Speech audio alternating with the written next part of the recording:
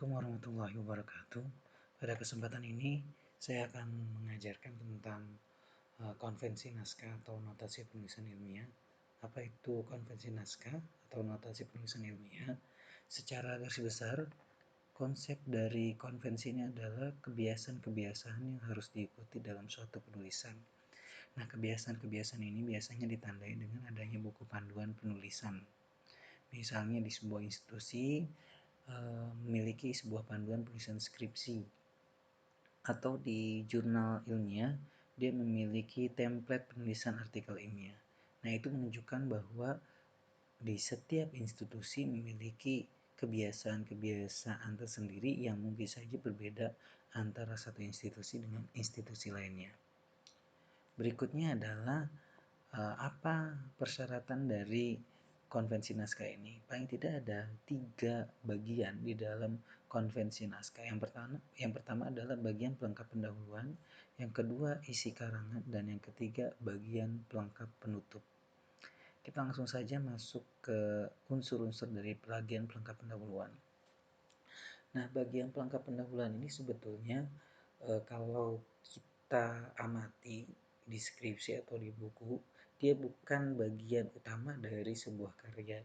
Dia letaknya sebelum bagian isi dari karangan itu. Dia mencakup bagian-bagian. Yang pertama adalah judul pendahuluan, halaman judul, halaman pengesahan, halaman persembahan, abstrak, kata pengantar, daftar isi, daftar tabel, dan daftar gambar.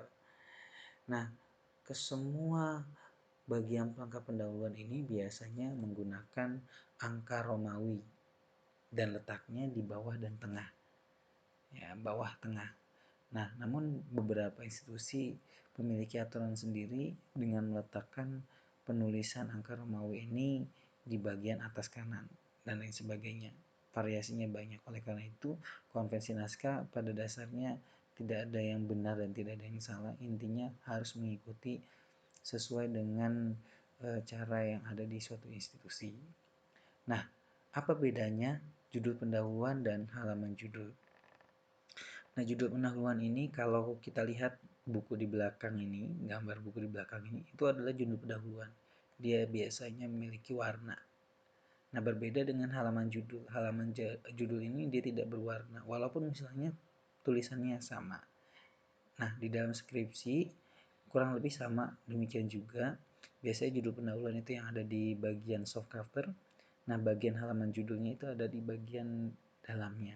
Nah, biasanya skripsi membedakan antara judul pendahuluan dan halaman judul ada kalimat-kalimat yang sedikit berbeda.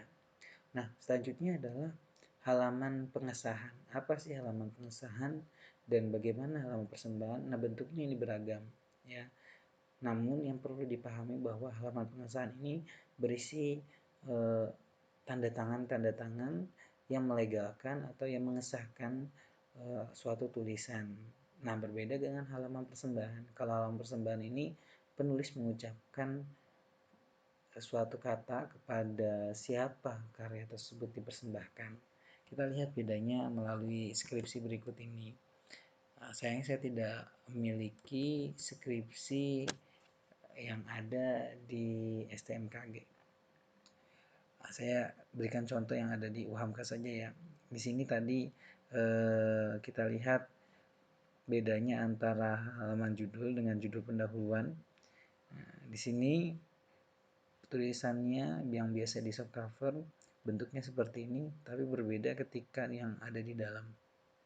Ada tulisan disusun untuk memenuhi salah satu syarat untuk mendapatkan gelar sarjana pendidikan.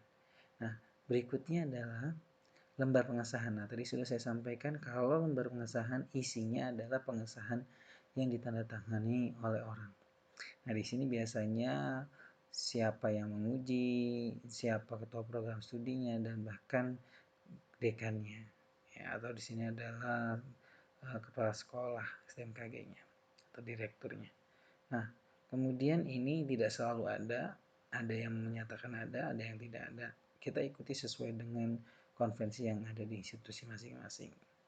Nah, kemudian lembar persembahan. Lembar persembahan ini sifatnya pribadi. Nah, oleh karena itu biasanya dia fontnya berbeda. Kita lihat di sini fontnya berbeda karena sedikit tidak formal. Ucapan pun sedikit menyampaikan kesan yang tidak formal. Ya, kita lihat di sini, skripsi ini kupersembahkan untuk kedua orang tuaku tercinta, bla bla bla bla bla bla bla. Artinya ini menunjukkan persembahan yang bersifat pribadi. Nah, kemudian yang berikutnya adalah moto, bisa ada bisa tidak. Ya. Oke, kita kembali ke tayangan. Nah, yang unsur yang kemudian sering ada adalah abstrak. Apa sih abstrak? Abstrak pada dasarnya berisi tujuan, metode, dan hasil penelitian. Namun beberapa institusi menambahkan sebelum sampai tujuan adalah latar belakang singkat. Jadi ada latar belakang singkat, tujuan, metode, dan hasil.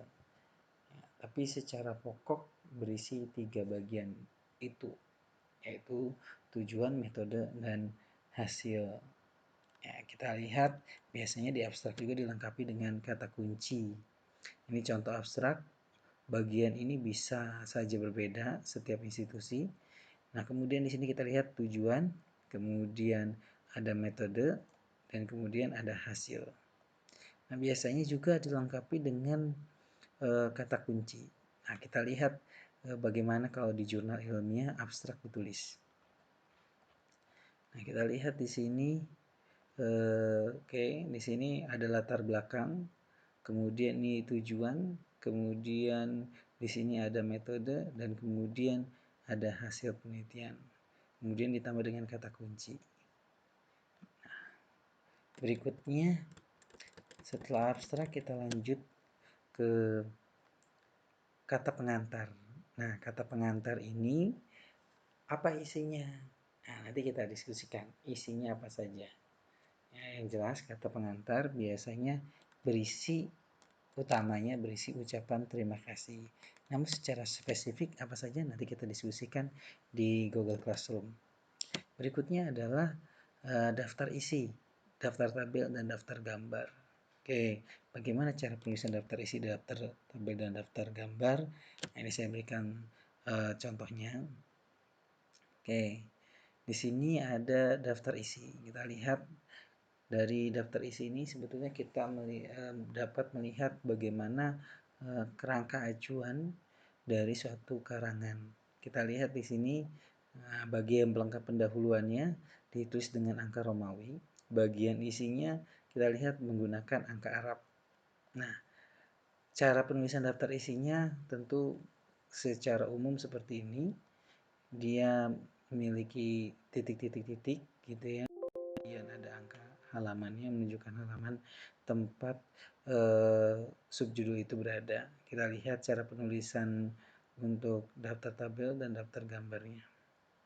Nah, kurang lebih seperti itu untuk bagian pelengkap pendahuluan. Nah, selanjutnya bagaimana ke slide berikutnya, yaitu bagian isi. Nah, bagian isi karang ini berisi pendahuluan, tubuh karang, kesimpulan. Bagian ini menggunakan angka Arab. Tadi kita sudah bahas bagaimana bagian ini. Ya, kalau di skripsi ada bab 1, bab 2, bab 3, bab 4, bab 5. Biasanya pendahuluan itu bab 1, bab 2, bab 3, dan bab 4 adalah tubuh karangannya. Kemudian bab 5 adalah simpulannya. Di dalam artikel ilmiah biasa juga kita lihat di sini ada selalu pendahuluan, ada tubuh karangan, pembahasannya, lalu kemudian diakhiri dengan simpulan. Nah, yang perlu diperhatikan pada bagian isi karangan ini adalah penulisan, bagaimana menulis gambar, keterangan judul gambar, dan menulis tabel. Nah, kita lihat di sini. Maaf. Ya. Oh. Kita lihat yang ini saja. Kita lihat misalnya pada gambar 4.1. Oke, gimana sih cara... Oh, oke, ini sudah bisa. Oke. Oke.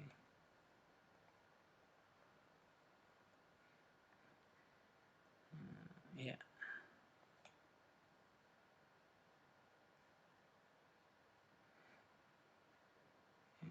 Kita lihat di sini Nah, gambarnya dulu baru kemudian keterangannya. Gambar 1.1 kegiatan guru di sekolah.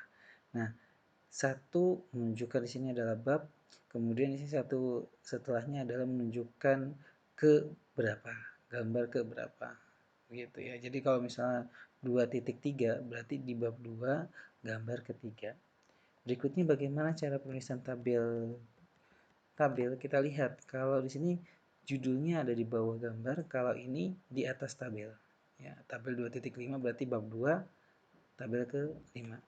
Begitu. Kemudian ini judulnya jangan lupa, jumlah kehadiran mahasiswa. Nah, itu yang perlu diperhatikan dalam bagian isi. Berikutnya kita masuk ke bagian pelengkap penutup. Isinya daftar pustaka, appendix, lampiran, dan indeks. Ini bisa ditulis menggunakan angka Arab lanjutan dari bagian isi atau tidak perlu tanpa halaman atau tidak menggunakan halaman. Nah, di sini yang perlu kita pahami bahwa penulisan daftar pustaka kemarin sudah kita bahas, beragam bentuknya. Kemudian di sini ada lampiran. Apa yang dilampirkan adalah data-data penguat yang tidak bisa disampaikan pada bagian isi karangan. Kemudian apa itu indeks? Nah, kita lihat contoh indeks di sini. Nah, contoh indeks di sini kita lihat penulisan indeks ya. Nah, oke. Nah, ini dia yang disebut dengan indeks. Nah, indeks itu daftar istilah yang dianggap penting dalam suatu buku. Di sini misalnya kata an mansub nulis itu ada di halaman 6 dan halaman 7. Alegori ada di halaman 3, 24, 25. Istilah amanat ada di halaman 20, 44, 45, 61 dan seterusnya. Jadi ketika kita ke halaman ini kita akan menemukan kata amanat. Nah, itu adalah bagian pelengkap penutup. Nah, sebuah karangan pada dasarnya memiliki 3 bagian itu. Nah, oleh karena itu kita perlu perhatikan bagaimana cara penulisan tersebut harus sesuai dengan konvensi naskah. Demikian pembelajaran hari ini. Mohon maaf jika ada kesalahan. Assalamualaikum warahmatullahi wabarakatuh.